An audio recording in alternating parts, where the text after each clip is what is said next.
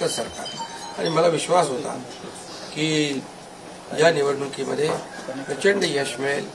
आम्ही ज्या योजना केल्या त्याचं प्रतिबिंब या निवडणुकीमध्ये पाहायला मिळालं। तसंच्या तसं आतापर्यंतच्या इतिहासामध्ये एवढ्या मेजॉरिटीने महायुतीला जे यश मिळाले ते कधीच नाही। मागणी आहे की तुम्ही मुख्यमंत्री व्हावं अशा प्रकारची खूप मागणी आहे, नेमकं काय ठरलंय याची उत्सुकता नाही। यामध्ये बघा साहजिक आहे, जनतेच्या मनामध्ये मी जे काम केलं, मुख्यमंत्री जनतेचा मुख्यमंत्री, मी कॉमन मॅन म्हणून जे काम केलं, मी म्हणायचो सीएम म्हणजे चीफ मिनिस्टर नुसतं नाही तर कॉमन मॅन।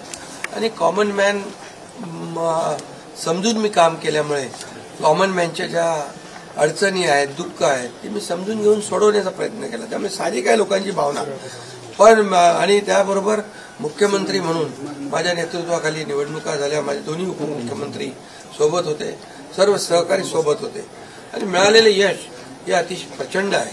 आणि यामध्ये मी म्हणूनच याच्यामध्ये कोणाचाही संभ्रम नको म्हणून मागच्या आठवड्यामध्ये मी प्रेस कॉन्फरन्स घेतली। आपल्याला माहिती आहे की यामध्ये आदरणीय प्रधानमंत्री नरेंद्र मोदीजी, आदरणीय अमित शाह गृहमंत्री, भाजपचे अध्यक्ष आणि या सर्व निर्णय घेतील मुख्यमंत्री पदाबाबतचा। तो मी सांगितलं त्याला पूर्ण शिवसेनेचा पाठिंबा आहे, माझा पाठिंबा आहे। त्यामुळे आता कुठं काही असं किंतु परंतु कोणाच्याही मनामध्ये नसावा। शेवटी मी मनमोकळेपणाने काम करणारा कार्यकर्ता आहे आणि म्हणून माझा निर्णय मी घेतलाय। सर, तुमच्या गटाला गृहमंत्रीपद पाहिजे, विधान परिषदेचं सभापती पद पाहिजे म्हणून एकनाथ शिंदेचे हे प्रेशर पॉलिटिक्स आहे असं बोललं जात आहे।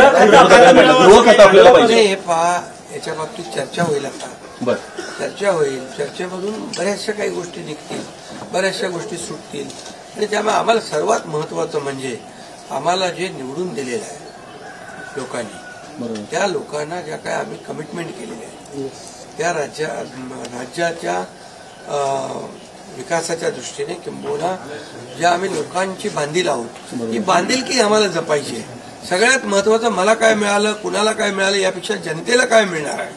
महाराष्ट्रातल्या जनतेने भरभरून मतदान केलेलं आहे, मतांचा वर्षाव केला आहे। आता त्यांना आम्ही आमच्या पद्धतीने जे देण्याचा प्रयत्न होणार आहे। त्यामुळे यामध्ये लोकांच्यासाठी जे करायचं आहे ते आम्ही करणार। उपमुख्यमंत्री पदासाठी श्रीकांत शिंदेचं नाव समोर येते आपल्या गटाकडनं, ही गोष्ट खरी आहे का? नाही बघा, चर्चा अजून सुरू आहे, चर्चा खूप। आता तुम्हीच चर्चा करत असता बरं का, तुमच्या चर्चा खूप जास्ती असते। त्यामुळे तुम्हाला एकच सांगतो, या सर्व चर्चा आहेत। आता एक बैठक आमची अमित भाईंच्या बरोबर झाली आहे, दुसरी एक बैठक आमची होईल तिघांची आणि त्या बैठकीमध्ये खूप साधक बाधक चर्चा होईल आणि त्यामधून योग्य तो निर्णय या महाराष्ट्राच्या हिताचा। बघा, आमच्यामध्ये तुम्हाला मी सांगतो, या जनतेने आम्हाला भरभरून दिलेलं आहे। जनतेला असं वाटता कामा नये की आम्ही सत्ता दिली, सरकार म्हणजे एवढी मेजॉरिटी दिली, आता चांगलं सरकार स्थापन व्हावं, जी अपेक्षा जनतेची आहे ती आम्ही पूर्ण करणार आणि आम्हाला जनतेबरोबर आम्ही उत्तरदायित्व आहोत। त्यामुळे लोक काय बोलतात, विरोधक काय, आता विरोधकांना काय काम राहिलंय का, काय राहिलंय बाकी? आता ते काय, आता ईव्हीएम म्हणजे आता याच्यामध्ये मी एकच तुम्हाला सांगतो की आमच्यामध्ये कुठलाही काही समन्वयाचा अभाव नाही, समन्वयाने काम सुरू। मी तर माझी जाहीर भूमिका परत परत मला मांडण्याची गरज नाही। मी तर बुधवारी जे प्रेस कॉन्फरन्स घेतली त्यात सगळी भूमिका स्पष्ट मांडलेली आहे आणि लोकांना आता काय विरोधकांना काम नाही, विरोधी पक्षनेताही होता येत नाही, एवढी देखील संख्याबळ नाही, एवढं भरभरून प्रेम लोकांनी दिलंय।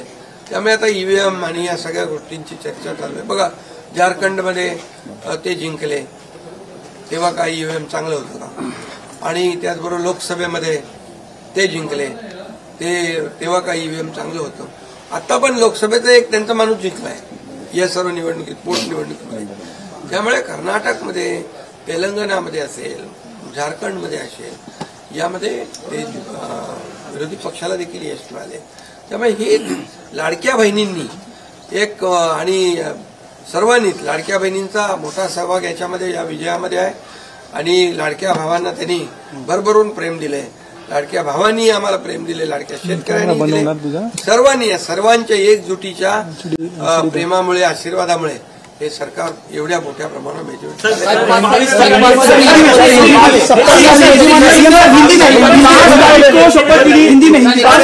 मेरी तबीयत अच्छी है। मैं यहाँ पर आया था रेस्ट करने के लिए। अभी बहुत काफी भागदौड़ हो गई चुनाव में।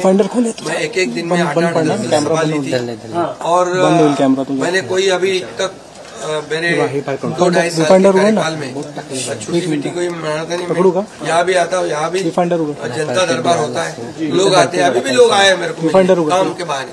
वो यहाँ आने के बावजूद भी मुझे लोगों से मिलना है, मिलता हूँ मैं लोगों को। और मेरी तबीयत थोड़ी खराब थी, अभी ठीक सर ऑपोजिशन की और मुझे एक ही है कि ये सरकार जो है ये जनता की आवाज वाली सरकार है। जनता को जैसे सरकार ये दिन पूरी तरह मेरी भूमिका स्पष्ट की हुई है। आदरणीय प्रधानमंत्री जी, आदरणीय गृह मंत्री अमित भाई और भारतीय